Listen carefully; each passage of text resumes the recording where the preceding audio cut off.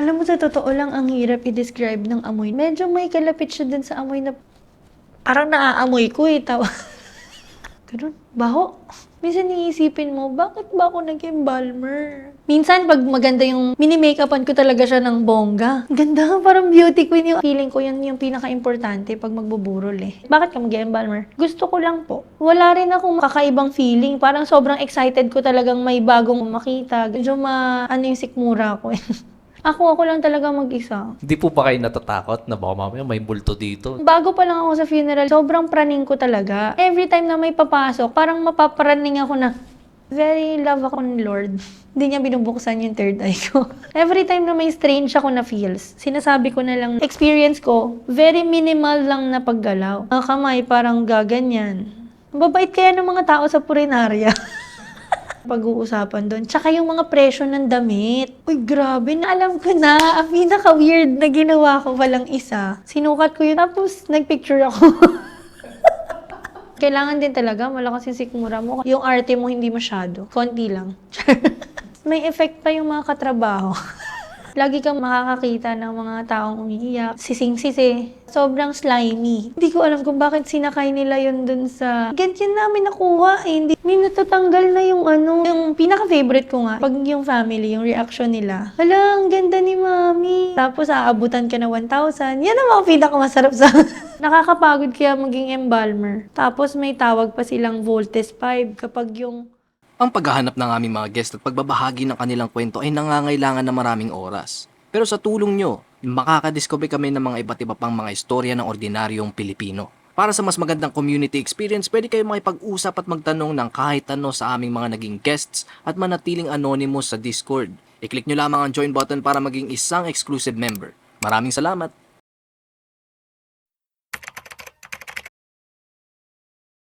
Hi, I'm Kat Malaya po. I'm a licensed embalmer practitioner from one of the prestigious funeral homes here in the Philippines. Okay lang po bang ma-share niyo po yung background niyo lang po sa amin? Bakit niyo po naisipan na maging isang embalmer po? Naisip ko yung pagiging embalmer. Actually, hindi ko rin alam eh. Ano lang, dahil siguro sa pressure namin nung high school ako, pressure sa mga kaklase na, kailangan yung anong course yung kukunin nyo, dito tayo sa school na to mag-aral. Tapos ako, parang wala naman akong idea sa mga schools, kung saan magaling yung schools. Tapos, basta parang hindi lang namin siya normal na pag-uusapan sa bahay. So, hindi talaga yun yung parang, hindi ko talaga siya naisip nung time na yon na mag-college. Hindi ko pa naiisip. Para kasing, di ba, anong course yung kailangan mong kunin kapag gantong trabaho yung gusto mo maging trabaho in the near future. So, sa akin, wala talaga. Hanggang sa parang paulit-ulit na yun na napag-uusapan sa schools. So, medyo pressured na ako na, ano bang kukunin kong course? So, sa bahay namin, nag-usap kami ng mother ko. Ano bang kukuhanin kong course? Kasi, ganito yung mga kaklase ko, dito daw sila mag-aaral. Ako, anong kukunin ko? Sabi niya, ano bang gusto mo? Tapos, yung mama ko kasi, hindi siya vocal, hindi siya magaling sa communication, wala siyang skills doon. So, mas okay sa kanya na huwag kayong mag-usap kaysa sa marami siyang sasabihin na pwede siyang makasakit, parang ganun. So, hindi talaga namin napag-usapan yung ganyan. Sabi niya, ikaw, anong gusto mo? Wala siyang suggestions. Ako, ang dami kong naisip na mga gustong kunin na course or gusto maging trabaho. Tapos siya parang, ikaw bahala. Tapos yun, biglang habang nag-uusap kami ng ganyan, lumabas sa TV yung isang palabas nga ng pag-e-embalm na malaking sahod sa abroad, ganyan-ganyan. So parang nung time na yun, inisip ko, ay, yun na lang yung kukunin kong course kasi malaking sahod sa abroad, ganyan. Tapos hindi ka pa mag-aaral ng matagal.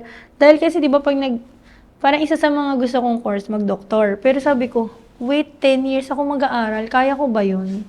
So sabi ko, hindi talaga. Tapos yung lumabas nga yung embalming, sabi ko, connected din naman yun sa pagdodoktor Sabi niya, nababaliw ka na.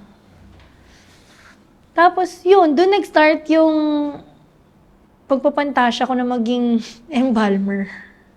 Pero during this time po, hindi naman po kayo yung natatakot na kasi di ba pag embalmer ka, ang tinatrabaho mo yung mga cadavers po. Hindi naman po kayo parang nandidiri, gano'n na sa notion na Ganito yung inisip ko. Actually, meron mga times na nadidiri pa rin talaga ako. Parang ako yung unang sumusuka. Ako pa yung unang nagduduwal dahil sa mga naaamoy, sa nakikita, ganyan. Pero more on sa naaamoy talaga ako. Pag grabe talaga yung amoy, like yung may mga beds or sobrang baho kasi nun, yun, yung mga parang, wait, bakit ba ako nag-embalmer? Parang yun yung mga nagiging questionable para sa akin. Kailangan po ba college graduate bago maging isang embalmer po? Hindi, kaya ano lang, high school graduate lang. Yun lang yung ano niya, isa sa mga requirements niya. Paano po yung naging training yan? So, yung training namin, pasok ko sa training center, mag-R kayo theoretical. Tapos habang nagte-theory kayo, parang kailangan, bago ka mag-exam, meron kang experience na interaction sa patay. Parang meron kang kasama habang nag-e-embalsa mo yung isang tao. Mag-a-assist ka, parang ganyan. 10 na cadavers yun. Parang OJT style. Ganyan. Mga gaano po katagal yun? Ang schooling, parang mga 6 months lang, ganyan. Mahaba na yung 6 months. Minsan, pag mas matalino ka, mas mabilis mong makukuha yung mga pwede kang makapag-exam agad. During nung nung nag-aaral pa po kayo niyan, ano po yung tumatakto sa isip po ninyo na kasi syempre kailangan po yan niyo po yun, full commitment na habang nandun po kayo. Parang may part po ba na parang ayoko pala nito yung ganun. Alam mo, bilang estudyante, nung time na yun, alam ko yung feels pa rin eh. Parang yung estudyante pa rin ngayon na bakit bang pinag-aaralan yung mga ganito, wala namang gagawin to sa pag-iembalsa mo. Parang ganyan. Very questionable sa akin, meron pang mga mat-mat doon na yun pala, ginagamit siya para sa dilution ng mga formalin solution, sa mga chemicals, ganyan. Tapos sabi ko, bakit kailangan ko pong tandaan yung mga pangalan ng mga ugat, pangalan ng buto? Kasi may anatomy and physiology din eh. So parang para sa akin, very questionable yun na ba't kailangan pa ng mga ganyan. Hanggang sa nung naging embalmer na ako, may dulot pala talaga siya. May tulong siya dun sa pagiging embalmer. So after po nung nag-training po kayo, madali lang po ba makahanap ng trabaho? Sa totoo lang, medyo mahirap. Kasi sa funeral industry, takot ang mga funeral homes na mag-risk sa mga bagong embalmer. Pero alam mo, para sa akin as embalmer, bakit ka natatakot sa mga bagong embalmer? Bakit hindi mo ba naiisip na mas standard nga yung ginagawa nila kaysa sa mga dati mong embalmer? Bukod doon, makakatulong ka pa doon sa mga bagong embalmer, sa mga bago sa industry para mas matuto sila, 'di ba? Dito kasi sa Philippines, alam mo yung parang gusto nila pag sa mga maliliit na companies, mas gusto nila yung well-trained na, yung parang alam na talaga yung gagawin sa buhay, hindi na kailangan i-assist. Siguro natatakot sila mag-invest dun sa training ng tao, tapos hindi rin naman tatagal. Yung mga ganun siguro. Unlike sa mga malalaking funeral homes kasi, parang yun isa sa mga investment talaga nila yung mag-build ng mga bagong tao eh. Sa ngayon po, mga gano'n na po kayo katagal nagtatrabaho ng embalsa mo? Dito sa work ko, 2 years na. 2 years pa lang ako. Yung pagiging licensed embalmer, since 2012. Tapos yung pinaka-practice, yung total practice, siguro mga 6 years. Sa iba't ibang funeral homes, ganyan. Nung first day na na-hire na po kayo, ano po yung reaction po ninyo nung mag-i-start na talaga kayo? Alam mo, sa totoo lang, hindi na ako bago dun sa first day. Ang pinaka-favorite ko lang dun sa first day of embalming ko, yung pumirma na ako sa sa death certificate. Kasi, di ba parang, as I've said, before, 16 years old ako, nag-walk-in na ako sa isang funeral homes para mag-ask kung paano maging embalmer.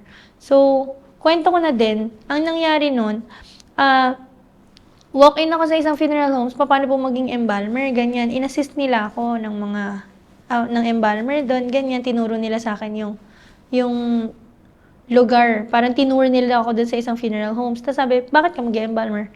Gusto ko lang po. Ganyan. Tapos hanggang after nun, namatay yung lola ko, napanood ko, nung mga ilang weeks after nung death ng lola ko, nagte-training na ako doon. Balik ka dito, magdala ka ng gamit mo, gloves, gown, tapos mga ganyan, PPE. Para assist ka sa amin, ganyan, para matuto ka. So, parang nung time na first day ko, as ako na talaga yung mag-e-embalsamo, hindi na siya bago sa akin. Nung time naman na nag-walk-in ako, na nagte-training ako doon, parang wala rin akong masyadong kakaibang feeling. Parang sobrang excited ko talagang may bagong malaman, bagong makita, So, hindi ganyan. po kayo yung parang ano, kasi di ba may mga tao na ano, yung makakita lang ng dugo yung natatakot na o nanditiri o nanghihina na. Hindi po kayo yung ganong klaseng tao. Hindi. Medyo yung sikmura ko.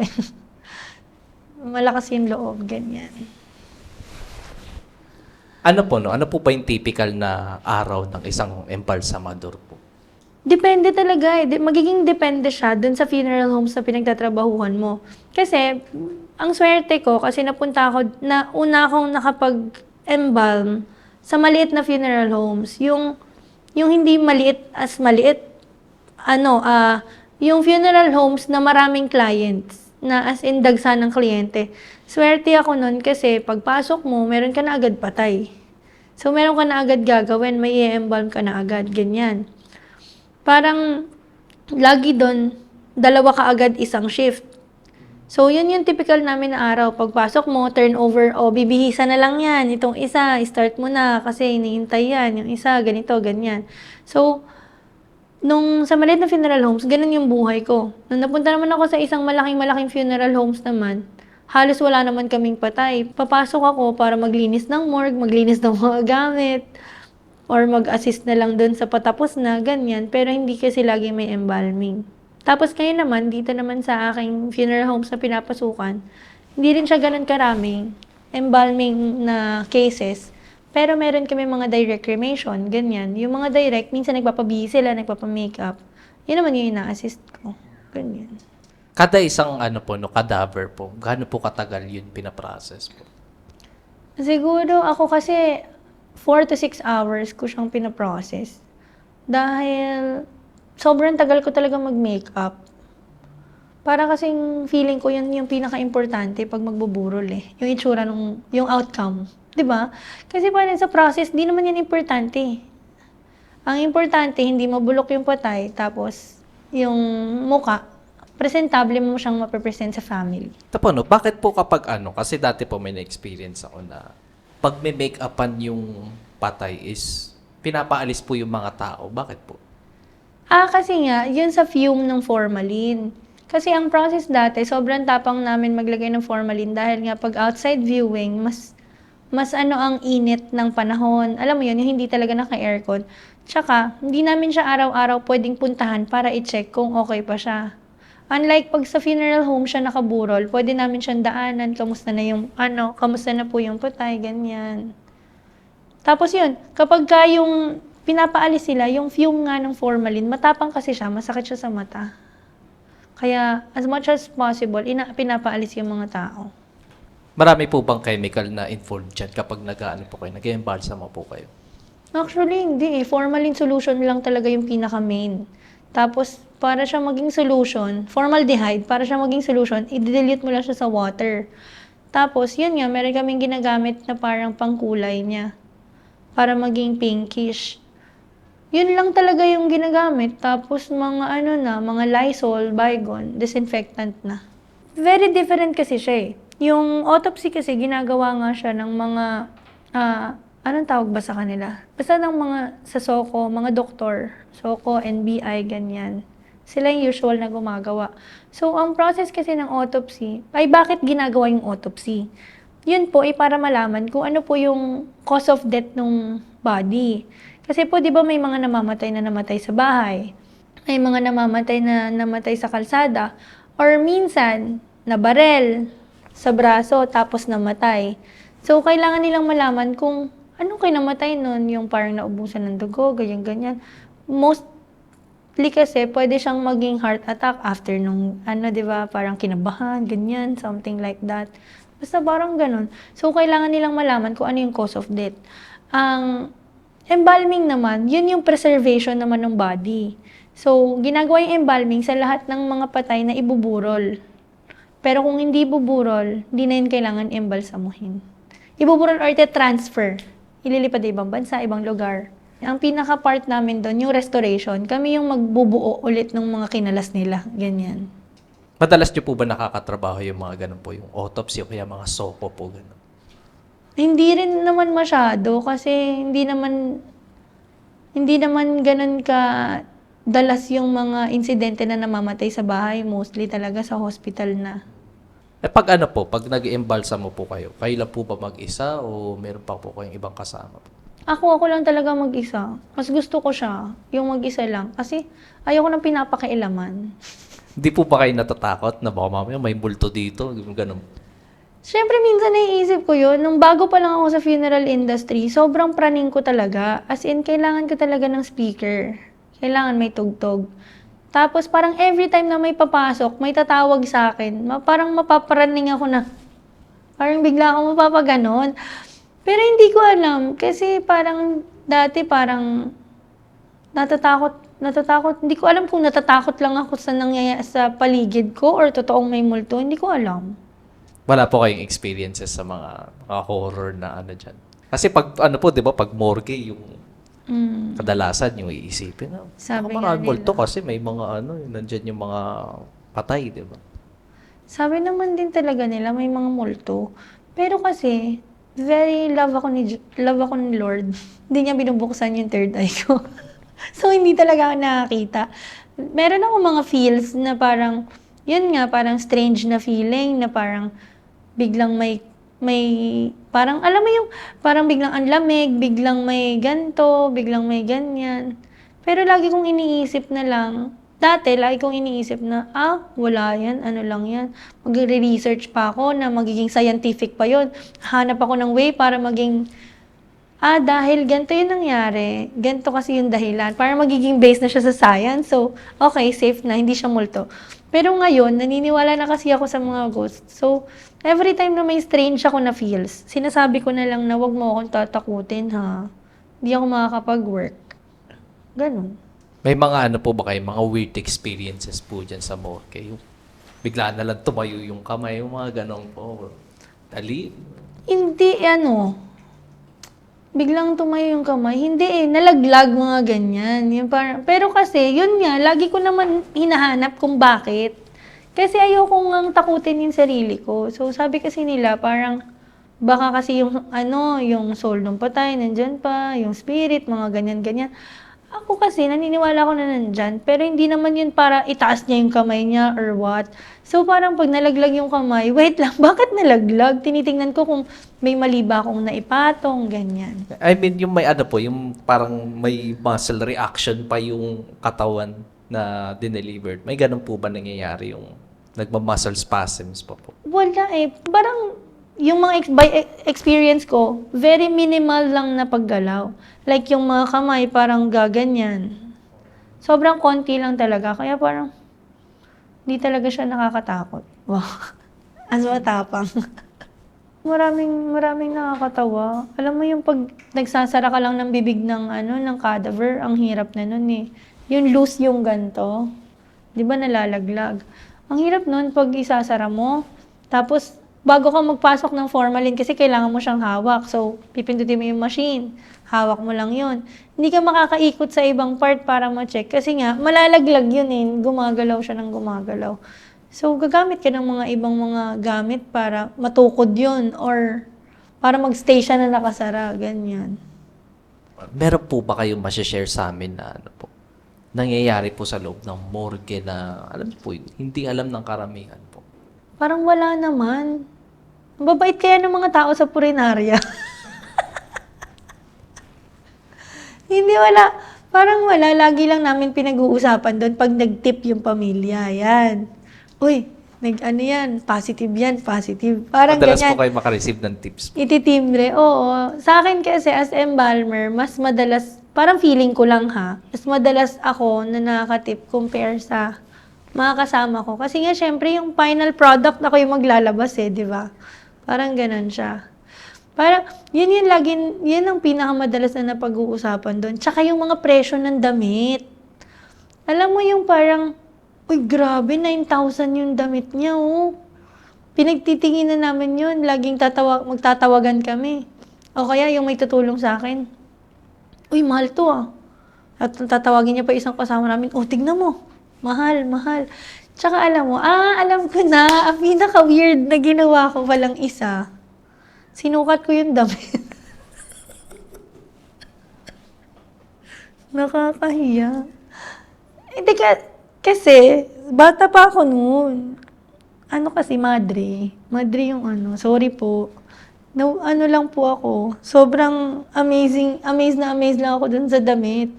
Sabi ko, paano kaya sinusuot yung damit nila? Kasi ang dami niyang patong, parang may sando na dress, tapos may long sleeves na ganyan, tapos may parang brown or gray na ganyan. So, sinukat ko. Tapos, nagpicture ako. Hindi ko alam kung dapat ba sinasabi ko doon. Pero, wala, nangyari na. It is what it is. Nire-retrieve naman po ba ng family yun, yung mga gamit nung family, nung namatay? Ganun? Wait lang to be clear, yung damit na yun yung isusuot nung patay pamburol Hindi naman yun yung galing dun sa patay na ano. Tapos ito, yung mga damit naman, natatawa ako dun sa ginawa ko. Yung mga damit naman na pinaghubaran, may mga family na nagre-retrieve. Pero ako kasi, as much as possible, dinidispose ko talaga. Kasi, halimbawa, naduguan na, nasukahan, ganyan, magkukos kasi yun ng ng mga, parang mag-i-invite siya ng mga microorganism para tumubo, ganyan. So, pwede pa yun mag-cause ng sakit sa family. Sa mga hahawak doon, sa mga gamit, ganyan. Tsaka, yun nga, may mga sakit kasi na pwede pang mahawa kahit patay na yung cadaver. Ayun. Ito po, ma'am, no, may medyo intriguing po ako na question po na, kasi dati ko po siyang nababasa online o napanood ko po siya sa movie, naririnig ko na rumor. Yung mga tao po na attracted po sa cadaver po na may, alam niyo na po, may ibang binabalak. Totoo po ba yung mga ganun po? Alam mo, naniniwala kasi ako doon. Ano siya, hindi ko alam kung anong tawag sa kanya, kung mental illness ba, mental disability, ganyan. Pero kasi parang sakit sa mentalidad, yung klase ng ganyan. Yung may attraction siya. Necrophilia yung tawag, if I'm not mistaken. Attraction siya sa mga tao na ang gusto nila yung parang hindi kumikilos or walang reaction. Parang ganun yun if I'm not mistaken.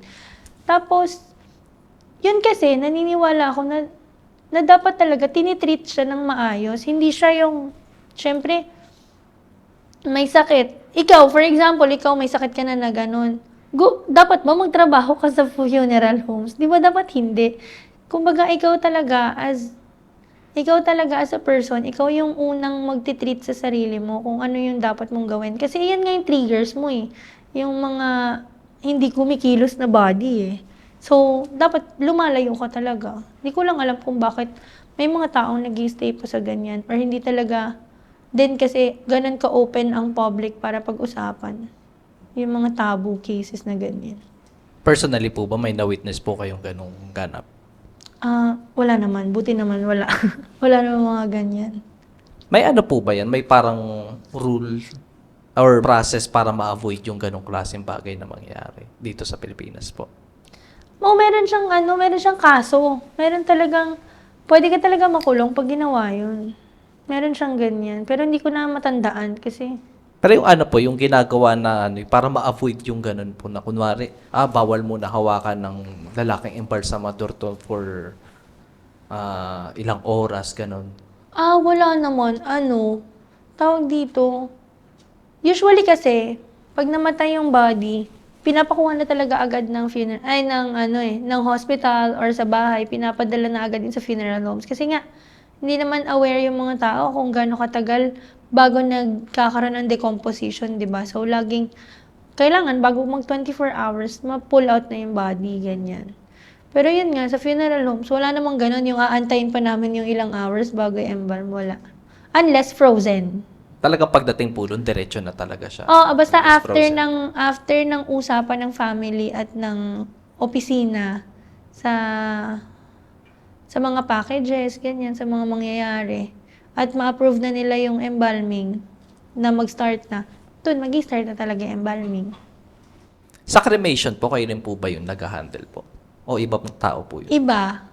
crematory specialist yata, o technologist, parang ganyan, si Cremtech. Sila naman yung nagsusunog ng body.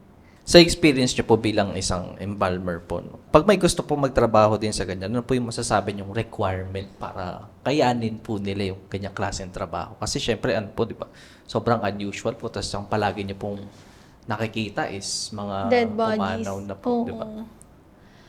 Alam mo siguro, isa sa mga kailangan ng mga... Ito,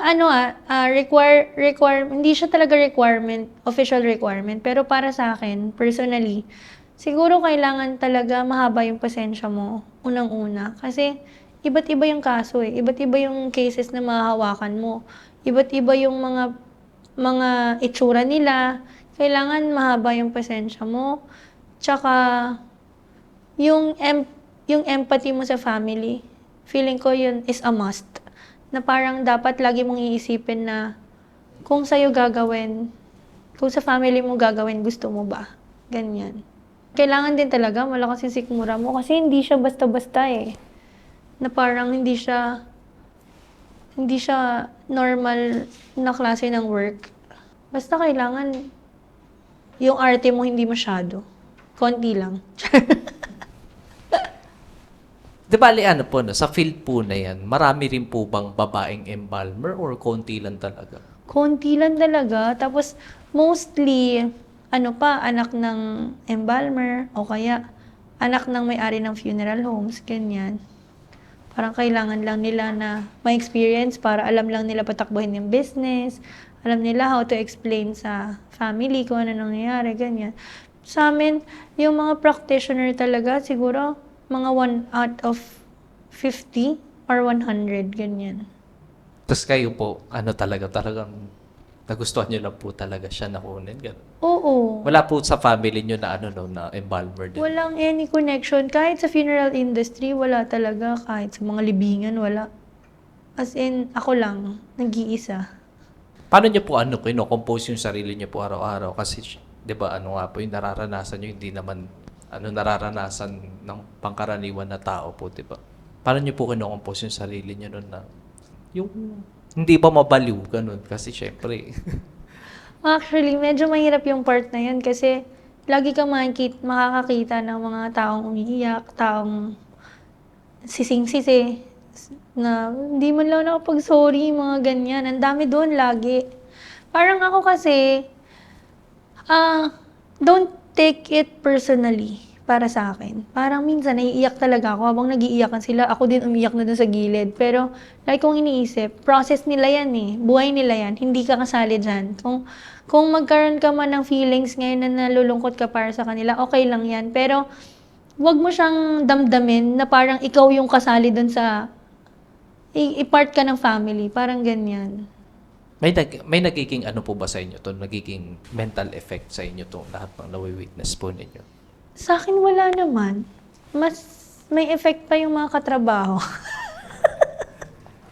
Ano pong ibig niyo po sabihin? Hindi kasi, for example, sa mga dead bodies, wala ka naman talaga magiging problema sa kanila kasi kahit anong gawin mo, hindi sila umaaray. Di ba? Hindi sila na-hurt. So parang, kapag tinatamad ka ngayon, Daddy, mamaya na lang ha, wait lang, papahinga lang ako konti, ganyan, magkakape lang ako, kausapin mo lang siya, ganyan. Tapos yun nga, ang pinaka-pressure lang, pag yung family gusto na nila iburol agad, ganyan. Tapos minsan frozen. Pero para sa akin kasi, naniniwala ako sa communication is always the key. So, always try to communicate to the family. Kung hindi mo makapag-communicate yung opisina, kung hindi nila maayos yung communication, edi try to reach out sa family na ikaw yung mag-explain bakit ganun katagal, bakit hindi siya pwedeng iburol agad, ganyan. Kasi yun lang naman yung pinaka-hassle dun eh, yung pressure ng family na gusto na nila maburol agad eh. Pero di nyo naman po ba na-absorb yung emotions ng mga umiiyak? Kasi di ba sabi niyo po kanina?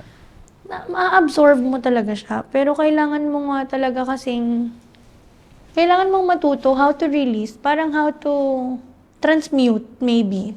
Yun, yung transmute yung energy na nare-receive mo sa kanila. May moment po ba na na niregret nyo po yung trabaho po na to? Wala naman, pero minsan kasi, yung, ang tawag dito, minsan naiisip ko kapag yung, halimbawa, bulok, tas yung autopsy. Pag ganun, ayaw nun galawin ng ano, ayaw i-autopsy yun, ay ayaw hawakan yun halos nung assistant ng doktor. So, kailangan mo talagang tumulong doon. Tsaka kasi madulas, sobrang slimy, ganyan. So, sobrang baho. Minsan iisipin mo, bakit ba ako nag-embalmer? Kadiri talaga, ganyan. O kaya minsan may makukuhang namatay sa bahay, namatay sa, yun sa ilog, mga ganyan, kinakuha. So, kailangan mo siyang anuhin, kailangan mong i-process yung sarili mo na parang gusto ko nang mag-resign. Alam mo yung on the dot, kailangan aalis na ako ngayon. Parang ganun yung feeling. Pero syempre, sabi ko nga, hindi naman yun laging ganun. So, kailangan mo talagang gawin. Parang yan yung mga pangit sa trabaho namin. Yung mga kadiri sa trabaho namin. Pero, the rest, wala naman. Oh, yun, yung parang namatay sa bahay, na parang nakadapa. So, ang itim sobra ng muka. Tapos, para siyang palaka. Alam mo yung, sabi kasi nung anak, namatay siya ng ganyan kasi nag-morning exercise siya. Yung parang nagaganyan-ganyan siya, tapos parang frog seat. Basta parang gumaganyan-ganyan siya. Tapos namatay siya. Alam mo, ang pinaka-weird na ginawa ng katrabaho ko. Sorry po sa family makakanood. Hindi ko alam kung bakit sinakay nila yun dun sa sasakyan nang nakaganon lang din yung position. Hindi ko talaga alam kung ano yung magiging reaction ko. Naawa ako na, hindi ko alam, mixed emotions, ganyan. Sabi ko, bakit naman ganyan, kuya? Sabi niya, ganyan namin nakuha, hindi daw madiretso. Tapos sabi nung katrabaho ko, paano mo yan ibuburol? Nakaangat yung kamay, tapos nakataas yung paa. Sabi ko, hindi. Pag ayos kong ganyan, okay naman ah. Hala, paano mo nagawa yun? Kanina ginaganyan namin. Matigas daw nung sila yung gumagawa. Ayun. Tapos yan nga, yung face na sobrang itim kasi nag-blood clots na, ganyan. Pero naayos naman siya. Corrector, ganyan. Yung isa kasi, namatay din siya sa bahay, mag-isa siya. Siguro meron siyang, parang alam ko, may dementia din siya, kaya parang, nandun lang siya sa bahay mag-isa. Pinupunta-puntahan lang siya ng family, ganyan, ng mga anak niya. Tapos, nung namatay siya, parang ilang araw kasi nasa bakasyon yata yung family. Pagkabalik, na-deads na yung mother. Tapos, alam mo yung balat niya, kailangan siyang i-autopsy kasi anong kinamatay niya? Bakit siya namatay? Okay naman siya, ganyan-ganyan. So, nung in-autopsy siya, hindi ko na alam yung naging result kasi usually naman, it takes ilang weeks para malaman eh. Minsan months pa. Nung pinapahawakan sa akin yung ulo kasi lalagariin na dahil nga kailangan makita yung brain. May natatanggal na yung ganito yung mga buhok. Sobrang kadiri talaga, tapos sobrang baho talaga. Alam mo yung dumudulas na talaga siya doon. Ito yung ulo, awa ko mo ganyan. Dumudulas talaga yung kamay mo. Pag lagari pa, syempre, hindi rin kakapit basta-basta yung lagari pag ganyan. Ang pinakamalupit pa doon, gusto nila bihisan. Sabi, oy, i-restore mo daw kasi bibihisan. Sabi ko, hindi ito ma-restore. Sabi ko, durog-durog na ito pagdating dito. Tapos gusto niyo pa i-restore. Sabi ko, double check niyo muna. Isasend ko sa inyo yung picture, ganyan. Tapos yun, hindi naman nag-push yung family. Pwede niyo po ba i-describe sa amin yung amoy po? Ano po ba klaseng amoy yung na-experience niyo pagkaganyan? Alam mo, sa totoo lang, ang hirap i-describe ng amoy ng patay. Pero, medyo may kalapit siya dun sa amoy na patay na daga. Ganon. Tapos, alam mo yung basura na nilalangaw. Parang mga ganyan, yung sobrang, parang naaamoy ko Pero hindi ko ma-describe kung anong klaseng amoy. Basta sobrang sangsang na mabaho, amoy bulok na karne. Ganyan. Ganun, baho. Baho na. Ano naman po yung part sa trabaho niyo na gustong-gusto niyo po? Siyempre, pinakagusto ko doon kapag yung reaction ng family. Yung alam mo yung sobrang na-appreciate nila yung ginawa mo. Na, di ba, siyempre, mag-effort ka talaga doon. Tapos, aayusan mo. Kasi nga parang, ang pinaka-iniisip ko kasi palagi, yung ano yung magiging, ay kung gusto ko ba yung itsura niya, yung outcome ng ginawa ko, parang ganyan. Kasi parang, ako muna yung magde-decide eh. 'Di ba? Parang, minsan pag maganda yung deads, mini-makeupan ko talaga siya ng bongga. Yung parang, ganda, parang beauty queen yung atake, ganyan. E-effortan mo pa yan ng mga pilik mata, ganyan. Sobrang ganun talaga yung ginagawa ko. Tapos sabi ko, sobrang ganda kasi ng face. So sabi ko, feeling ko, mas ma-i-improve yung beauty niya kapag ginanto ko yung makeup. Tapos yung magiging reaction ng family, di ba? Yun, ganyan. Laging iniisip ko kung ano yung gusto ko. Tapos kapag hindi ko masyadong magustuhan, tinatanong ko yung katrabaho ko, tignan mo nga kung anong mapula ba masyado yung lips, o kaya ma-pusyaw ba, ganyan-ganyan. So parang kami yung mga katrabaho ko, nagpapaguide din ako sa kanila. Parang hindi laging desisyon ko lang. Kasi nga, syempre, di ka naman perfect. Meron ka rin naman tamad days. Aminin man natin sa hindi, di ba? Parang hindi ko kaya lagi na ako yung nagde-decide. Kasi nga, minsan, ba't ang pangit ng gawa ko? Ganyan. Tapos sabi, pangit. Tapos yun, naayusin namin. Anong hindi okay? Try mo kaya yung gantong kulay. Yan. Tapos, yan, yung pinaka-favorite ko nga, yung pag yung family, yung reaction nila, na, hala, ang ganda ni mami, ganyan, ganyan. Tapos, aabutan ka na 1,000. Yan ang mga pinaka-masarap sa yan ang mga pinaka-masaya sa amin. Nabanggit niyo po yung pera po, no? In terms of sa sahod po, okay naman po ba siya? Sa totoo lang, sa Pilipinas, feeling ko kasi underpaid talaga sa Philippines. Pero kasi, yun din, pag gusto mo talaga yung ginagawa mo, sobrang magaan siyang gawin. Magaan magtrabaho, ganyan. Parang kahit minsan nakakaasar na yung mga nasa paligid mo, parang okay naman ako, happy naman ako. Ano po, no? Wala naman po ba kayong diskriminasyon na nararanasan? Kasi nga po, embalmer. Di ba yung iba po kasi parang mababa ang tingin. Sa totoo lang, nung nag-start ako, unang-unang diskriminasyon na naranasan ko, sa tatay ko. Pero hindi niya naman directly discriminate ako.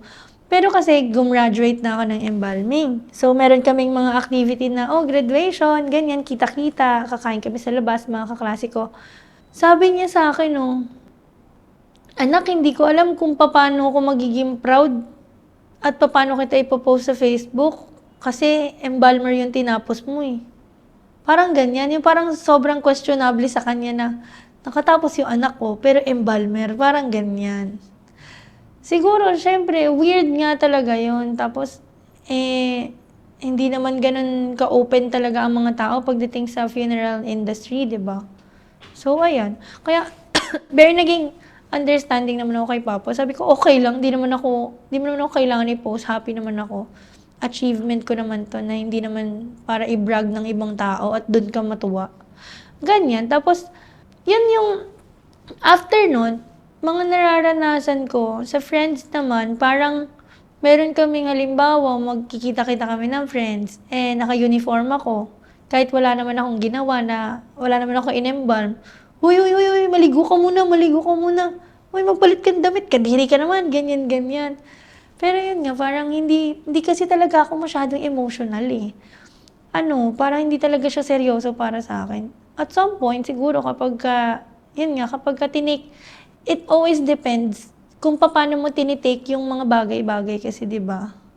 Parang kung sinabi nilang kadiri ka, pag tinake mo siya as negative na, oo nga, kadiri talaga ako. Parang ikaw talaga yung magsasuffer eh. Pero yun sa akin kasi, kadiri ka. Ang arte nyo, ganyan. Tapos, isa sa mga hindi okay noon, kapag ang embalmer, lalaki, kadiri. Pero kapag embalmer, babae, amazing. Di ba? Para kasing, embalmer babae, ang galing. Pagka yung lalaki, embalmer, kadiri. Parang ganyan kasi yung usual di ba? Ayun lang naman. Yung sa ligo-ligo po na nabanggit niyo po kanina, no?